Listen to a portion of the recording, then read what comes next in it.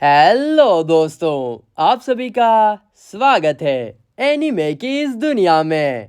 तो इस एपिसोड के स्टार्टिंग में हम एक मैजिक की दुनिया को देखते हैं। इसे मैजिक की दुनिया इसलिए कहते हैं क्योंकि ये मैजिक से चलती है। झाड़ू पर बैठकर आसमान में उड़ना, हेवी से हेवी चीजों को जादू से उड़ाना, ऐसी कई सारी चीजें यहाँ पर बहुत आम बात है। हर आदमी यहाँ पर मैजिक यूज कर सकता है और मैजिक यहाँ की जिंदगी का एक आम हिस्सा है। मैजिक सबको भगवान ने गिफ्ट की होती है और मैजिक को जो जितने अच्छे से जानता है उसका स्टेटस उतना ही ज्यादा होता है। लेकिन यहाँ से दूर जंगलों के बीच में एक ऐसा लड़का भी है जिस पर ये सारी बातें बिल्कुल भी नहीं, 1% भी लागू नहीं होती हैं। तो कहानी शुरू होती है जनाब, और हम एक लड़के को देखते हैं जो कि फॉरेस्ट के बीच में काफी हैवी वेट बेंच प्रेस कर रहा था। वो इतना फास्ट बेंच प्रेस कर रहा था जैसे कि वो वेट उसके लिए कुछ हो ही ना। और इस अजीब से लड़के का नाम है मेश। आगे हम उसी फॉरेस्ट में एक लकड़ी के घर के अंदर मेश के पापा को देखते हैं जो कि एकदम बढ़िया शांति से पीसफुली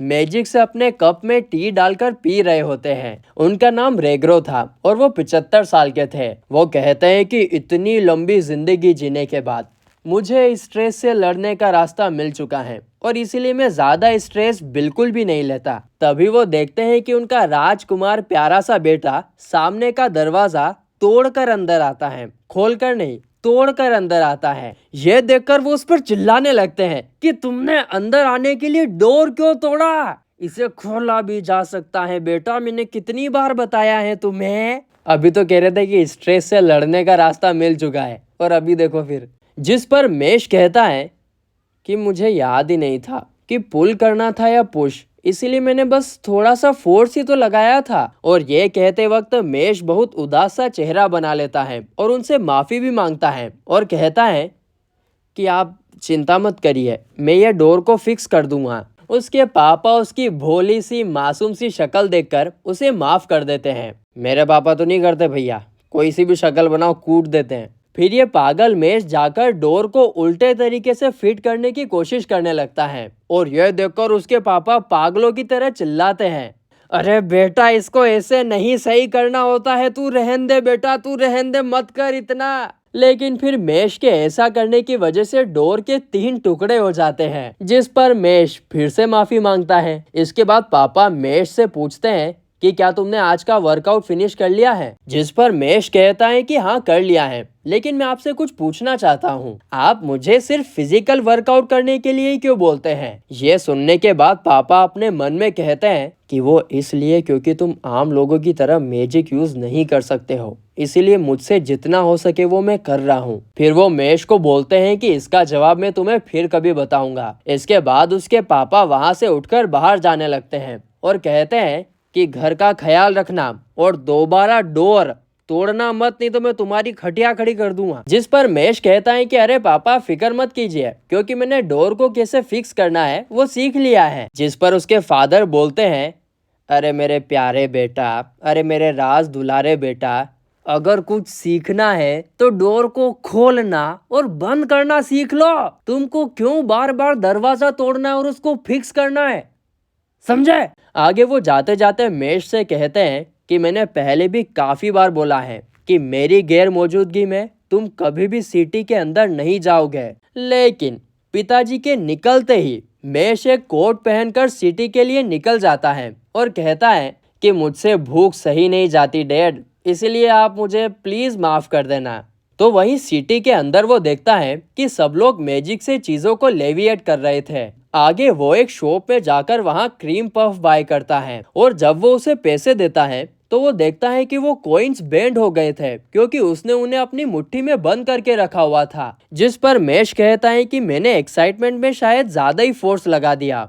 और यह देखकर शॉपकीपर डर जाता है कि भाई इतनी ताकत कैसे आ गई इसके पास। आगे मेश शॉपकीपर से कहता है कि आप चिंता मत करिए, मैं इनको ठीक कर देता हूँ। और एक कॉइन वो उसके सामने सही कर देता है, जिसे देखकर वो आदमी बहुत ज्यादा डर जाता है। आगे जब मेश अपना ऑर्डर लेने जाता है तभी एक हवा के झोंके से उसका फेस सबके सामने आ जाता है और वहाँ पर हर कोई उसके चेहरे को देखकर शॉक हो जाता है, क्योंकि उस दुनिया में सबके चेहरे पर एक मैजिक मार्क होता है और जिस चेहरे पर वो मार्क नहीं होता है ना, मतलब कि वो मैजिक को यूज नहीं कर सकता है। तभी सीन कट होता है और हम एक स्ट्रिक्ट पुलिस ऑफिसर को देखते हैं जो कि एक चोर को चोरी करने के लिए काफी बुरी तरीके से मार रहा था और उसका नाम था बार्ड। तभी उसके पास एक कॉल आता है और उसे मेश के बारे में खबर मिलती है कि सिटी के अंदर एक बिना मार्क वाला लड़का घूम रहा है। तो इस तरफ मेश सभी बातों से अनजान आराम से क्रीम पफ खाते हुए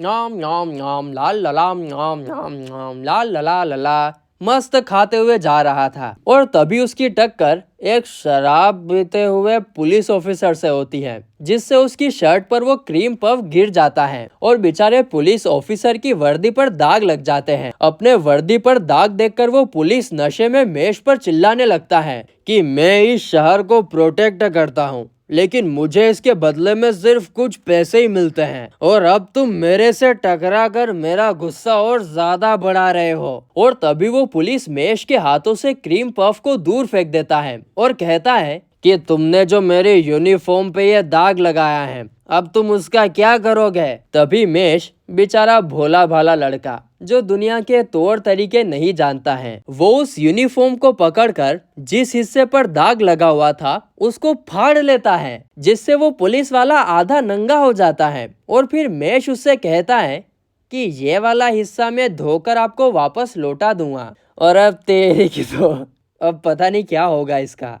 तभी वहां पर बार्ड आ जाता है और मेश को देखकर सोचता है कि ये तो वही बिना मार्क वाला लड़का है। लेकिन इससे पहले कि वो मेश के पास जाता, पीछे से उसके पापा आकर उसे पकड़कर भगा के ले जाते हैं। ये देखकर बार्ड खुश हो जाता है और कहता है कि शायद अब मुझे प्रमोशन मिल जाएगा, और अपने मैजिक से एक बर्ड बनाकर उनके पीछे छोड़ देता है। तो वहीं भागते हुए घर पर पहुंचने के बाद मेश के पापा मेश पर चिल्लाते हुए कहते हैं कि मैंने तुम्हें कितनी बार सिटी में जाने से मना किया है, तो तुमने मेरी बात सुनी क्यों नहीं। जिस पर मेश फिर से काफी मासूम चेहरा बना लेता है और कहता है कि मुझे इसके लिए माफ कर दो, मैं आगे फिर कभी ऐसा नहीं करूंगा। उसके इस मासूम से चेहरे को देखकर फिर से उसके पिताजी उसे माफ कर देते हैं। वो कहते हैं कि चलो ठीक है, लेकिन पनिशमेंट के तौर पर तुम्हें आज सुबह का वर्कआउट दोबारा करना होगा। आगे मेश के बाहर जाने के बाद फादर सोचते हैं कि मेश के खातिर हम इतने टाइम तक लोगों से दूर रहे,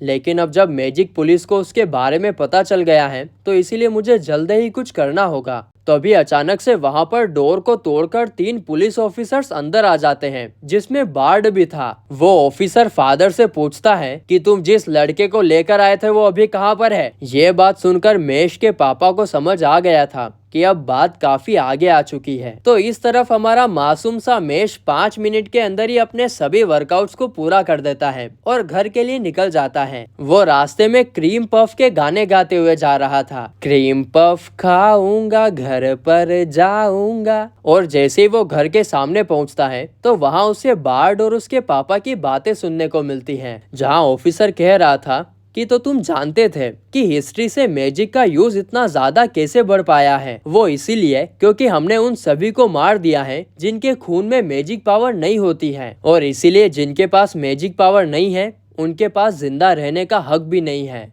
आगे बार्ड दोबारा उनसे पूछता है कि मुझे बस अभी ये बताओ कि वो लड़का अभी कहाँ पर है। जिस पर उसके पापा कहते हैं कि मुझे कोई आइडिया नहीं है कि तुम किस बारे में बात कर रहे हो। तो वो ऑफिसर उन बेचारे बूढ़े पिताजी को मारने लगता है और कहता है कि अगर तुम मुझे वो लड़का सौंप दोगे तो मैं तुम्हें जाने दूंगा। ये सुनने के बाद उसके पापा को पुरानी बातें याद आ जाती हैं। जब वो छोटे बच्चे थे तब उनकी माँ ने उन्हें स्ट्रॉन्ग मैजिक यूज ना कर पाने की वजह से उन्हें घर से निकाल दिया था, और जहाँ भी उन्होंने काम किया हर जगह उन पर लोग चिल्लाते थे और उन्हें यूजलेस बोलते थे। हर जगह से फेल होने के बाद जब वो अपनी जान लेने ही वाले थे तभी उन्हें मेश मिला था, जिसके पास मैजिक मार्क ना होने की वजह से उसे किसी ने बीच रास्ते पर ही छोड़ दिया था। और मेश को मिलने पर पहली बार उनको ऐसा एहसास हुआ जैसे किसी को उनकी जरूरत है, और उसी दिन उन्होंने अपने आप से वादा किया था कि भले ही वो दोनों ब्लड से रिलेटेड ना हो लेकिन वो हमेशा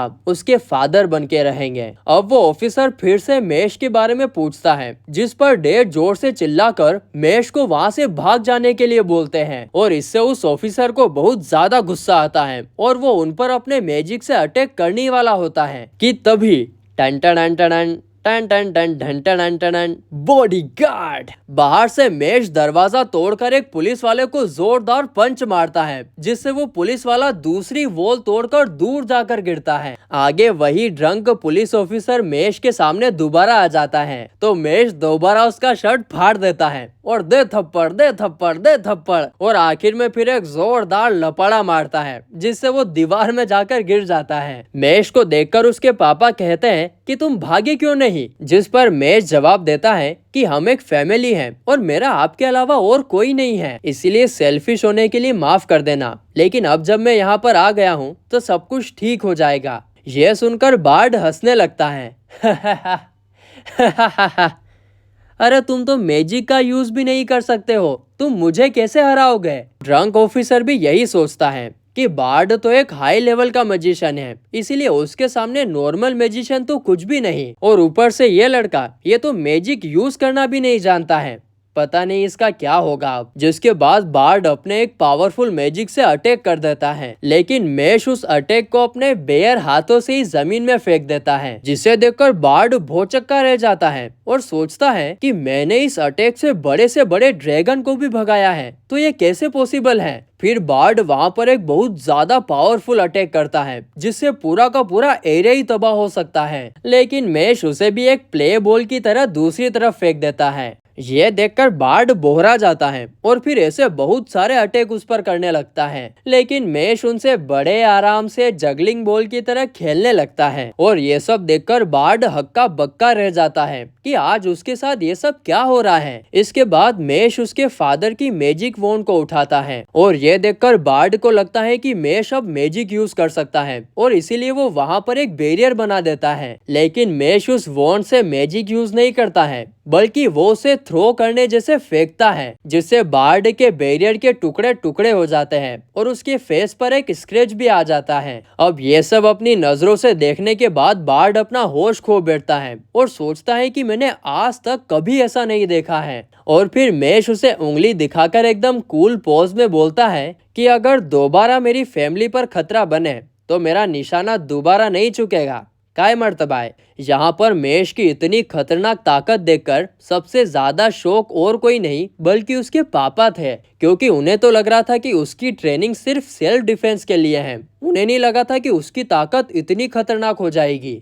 अब अचानक से वो ऑफिसर हंसने लगता है और मेश से कहता है कि चलो एक डील करते हैं, बदले में मैं तुम्हें और तुम्हारे फादर को जाने दूंगा, आने वाली जिंदगी में तुम्हें कोई भी परेशान नहीं करेगा, लेकिन अगर तुमने मेरी ये डील नहीं मानी तो मैं और ये पूरा देश तुम्हें आने वाली पूरी जिंदगी परेशान करते रहेगा, तुम्हें चैन से जीने नहीं देगा। तो मेश पूछता है कि कैसी डील, जिस पर वो ऑफिसर कहता है कि हर साल इस नेशन में एक स्टूडेंट को गॉड से चूजन का टाइटल मिलता है, जिसे डिवाइन विजनरी बोलते हैं, इसीलिए तुम मैजिक स्कूल में एनरोल होकर उस टाइटल को हासिल करोगे, जिससे ये सोसाइटी तुम्हें एक्सेप्ट कर लेगी। मुझे बस उसका पैसा और रेपुटेशन चाहिए, इसीलिए मैं भी तुम्हारा साथ दूंगा। तो मेश इसके लिए मान जाता है और डील को एक्सेप्ट कर लेता है, और वो उसके फादर से भी कहता है कि मैं चाहता हूँ कि हम शांति से रहें।